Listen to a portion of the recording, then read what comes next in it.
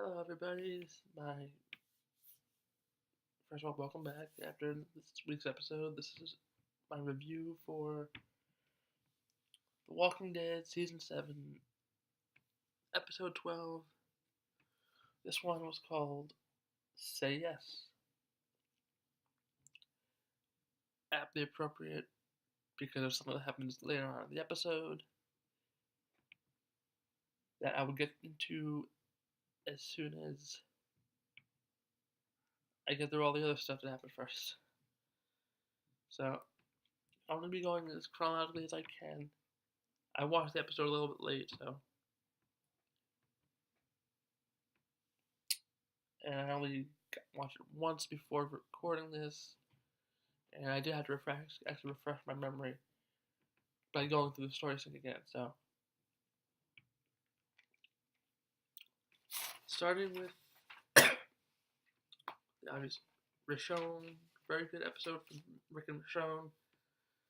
They're out there together, just the two of them, looking for guns, which is good. They're going together. Two really good fighters, two really good strategists. They're able to put strategy together for the most part without getting too emotionally attached to the situation. So they have the opening scene going through basically almost house to house, checking for guns. There's the love scene that everybody picked up on right away in the promo. It was a sneak peek, sorry. Seems like Rick wants more time with Michonne. Maybe that could be his motivation for wanting to stay out more for their little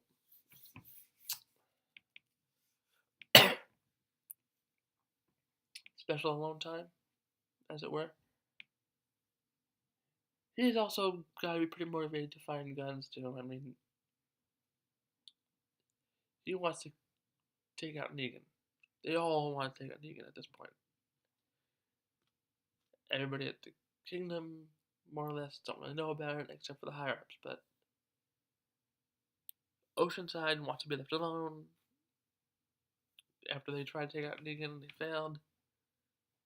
And Hilltop is led by Gregory, who's just spotting this jerk who only cares about himself. The people there want to fight, so we shall see. Rosita wants to go out alone to find guns because she's emotional and stupid right now. That's frankly the best way to describe her. I don't have respect for her anymore as a character. She's making stupid decisions, trying to kill Negan, and then not only trying to kill Negan, but later on in this episode, blaming Gabriel because he said, "Oh, you shouldn't do it." He told you not to do it, and you did it. And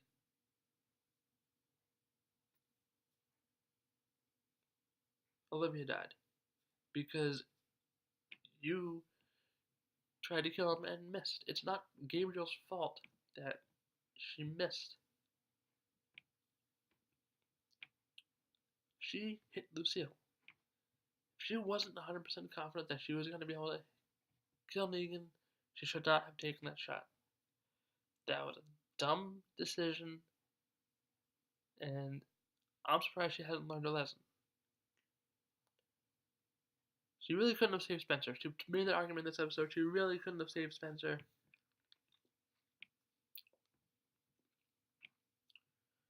Because Gabriel told her not to make the move against Negan like that with one bullet. In episode 7, I just went through that to make sure. Yeah, she could have gone up to Negan and killed him then. But I don't know. It was just the whole thing's a mess with her. She's emotional. She's blaming everybody for her stupid mistakes. That's what it comes down to.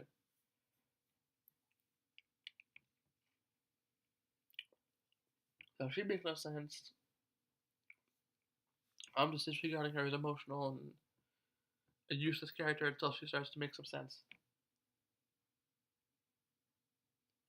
Okay, back to Vic and Michonne. Michonne sees a deer while they're stopped in the woods, trying to figure out what to do, and they stumble upon this carnival. But actually, backtracking a little bit, I wanted to talk about something Rick said to Michonne. I can lose you, you can lose me. It's about what we're building towards. She obviously she disagrees with that. I can't lose you, I won't lose you, blah, etc., etc. So Rick doesn't want to lead.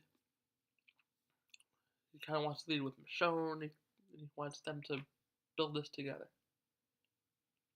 And she does too. She wants to build this community together because they're going to have to unite the other groups once Negan is taken care of, so they have to figure out how to build that.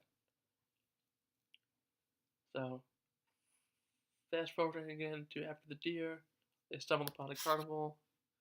It appears to be at some kind of school. That's what they said on Talking Dead. They had a carnival at the school as this was going on. But no clown zombies. Where are the clown walkers? Like, you're at a carnival. There's bound to be some clowns there. I thought it would have been funny to throw a clown in there. Zombieland reference maybe.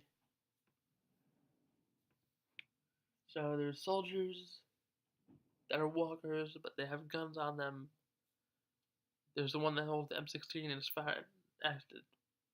The rebar gets caught on the trigger, and the gun starts going off. Probably like, oh my gosh, someone shooting at them. No, it wasn't. I could see how they could think that. They did steal a battery and pretzels from these saviors who were golfing. I thought that was pretty funny. They were talking about Fat Joey. He keeps popping up in these conversations. It's funny. Something serious went down at this school carnival. You have soldiers, you have civilians. They're all walkers. The soldiers, many of them still have guns on them. The first one they find has one strapped around his shoulder. And then later on, they show some walkers are bound at the wrist. Their hands are tied. So, what on earth was that about? Were these prisoners? Was there a battle? Were they overrun by walkers? We'll probably never find out what happened there. That's just something that these writers and executive producers like to throw in there just to add oomph to the story. Which I get. They have to make it interesting. They can't just make it simple. Just tell us everything.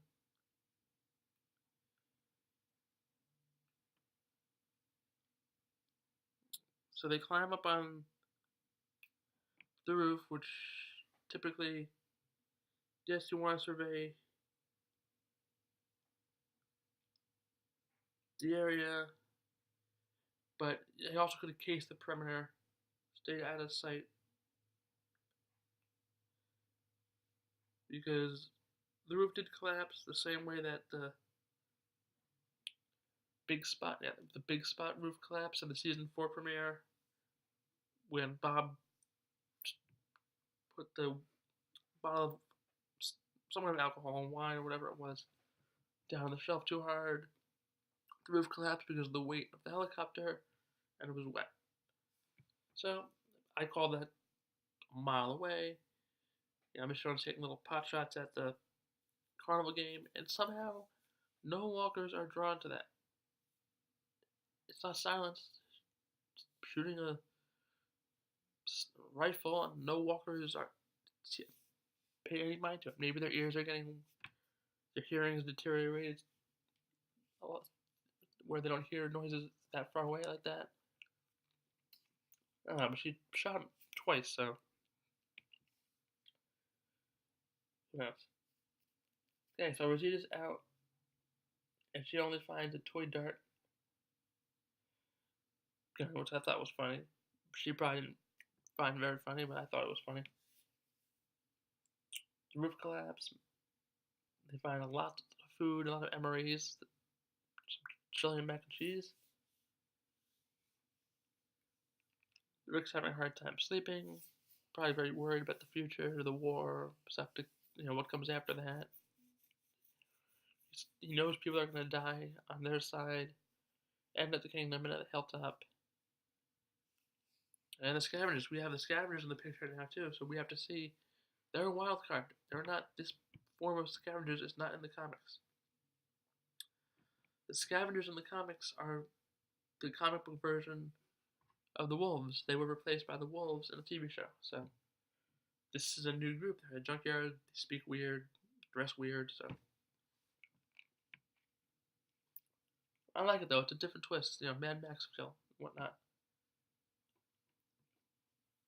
Okay, now we have Tara, who was arguing with Rosita that Rosita shouldn't go. Rosita went anyway, of course. So, and then Tara goes over, is hanging out, is watching Judith, who's looks a little bit older. She has more hair now. Moving around, playing with stuff. She wants Tara's bracelet that Cindy gave her from Oceanside, the seashell, so Tara gives it to her. And Tara's talking about Oceanside with Judith. She can talk about it anyway. Just weighing the options of what happens. They go there. Oceanside shoots. They shoot back. It's going to be really hard to negotiate with them, so. But I think the smart move is to tell Rick about him. At least mention it. But mention everything about them. What they're about, that they did try and kill her, etc., etc. So Rick's and Michonne start to clear out the walkers. Rick plans to plug a gap with the car. A walker is stuck in it, and he pulls it apart. Basically, pulls its foot off, pulls its legs off, and then finally gets the whole body out and throws it. That was pretty funny. But they overshoot the gap, and that's when the walker accidentally, the guns starts going off. Michonne gets in the trunk. Rick realizes there's no brakes, and the car rolls past the gaps, and they're surrounded. They get out through the sunroof and begin taking out the walkers. They split up, take out a little bit each. Rick sees a deer. He climbs up on the Ferris wheel. Is about to shoot it, which would have been a merciful thing to do because it did get swarmed by walkers anyway. Which I really hate. I really don't like when animals get eaten on this show. Deer really have it rough. Dogs have been doing pretty well, except for the one that Rick's group found, that the wild dogs that they killed. Well, Sasha killed. I think she was the only one who fired the gun. Everybody else was about to, but I think Sasha just tag with this. We need food. And as Rick's about to shoot it, the Ferris wheel part that he's on falls. He shoots the walkers that are near him. It appears that he got swarmed. Michonne runs to the area, thinks they're devouring Rick, and he drops his sword. As they get up and try to get closer to Michonne, Rick pops out of a little war container or something and just goes to town. Nice moment where he tosses the sword to Michonne, and they take out the remaining walkers, and it's shown that it was the deer, R.I.P. deer, that they were eating.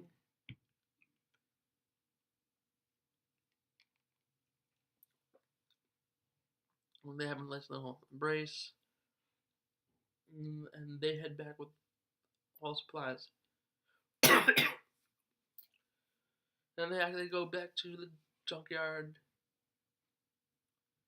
and to probably nobody's surprise, Jadis wants more guns. 63 is not enough. Granted, they do have a lot of people. I still think they're on the right track, though. I think if they can get Oceanside, they'll have that'll be enough guns for everybody to have. Kingdom has guns. Hilltop, not so much. Alexandria, yes, because they were able to keep 20. I believe Rick negotiated with Jadis for 20 guns. Yeah, they negotiated Rick's like 10. She's like 5. Rick stuck at 10, 8. She was like 9, and the cat back. Cat being the little cat figure that Rick took from Michonne. And Rick was like 20. And we bring you more guns, and you fight a fight. And he's like, say yes, which is where say yes comes from. She smiles and lets them take the 20. So they can go and find more guns, which I'm sure they will. Because I'm pretty sure it seems like this finale is going to be a pretty big bang.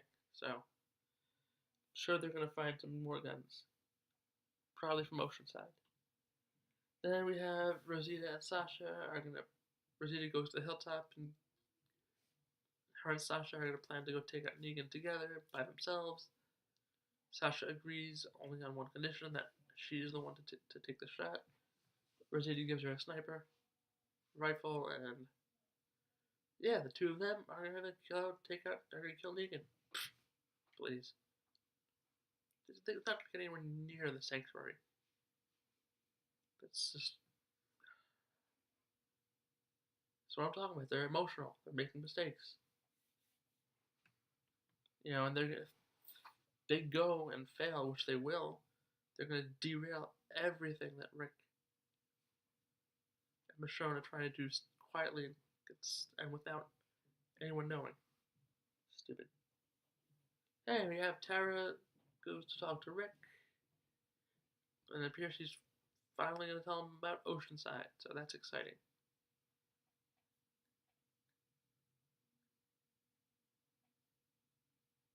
Hey, my Walker kill of the week. It's not really a Walker kill. The Walker was not confirmed dead, but because it was the only standout Walker in the episode, it's going to be Rick's Walker, the soldier Walker that was through the car. That's what I'm going with. Rick pulled it apart. I just thought that was funny. Okay, my top 5 moments. 5, Rosita and Sasha planning to take out Negan. Rick falling off the Ferris wheel and Michonne thinking he's dead. That scene is 4. 3 is the roof collapse sequence. 2 is Tara telling Rick about Oceanside. And 1, the discovery of the carnival and all that whole scene that unfolds. I'm going to give this episode a 9 out of 10. I thought it was a great episode. I think some of the decisions of characters, even Rick, were a little bit stupid in this episode, which is why I rated it a little lower.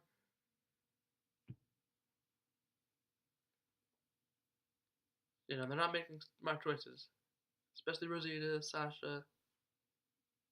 I did like how Father Gabriel got back at Rosita. I forgot exactly what he said, but he dug into her pretty good. And even Rick is making some poor choices. Alright, well that's going to be it for this review. And I will have my predictions video for the next episode up shortly after this. And yeah, this is episode 13. We have 13, 14, 15, 16, 4 more episodes now, so it's 4 more to the finale. Just flying by. My gosh. Alright, well, that's it for this video, and I will see you guys, gals, in my predictions video. Peace.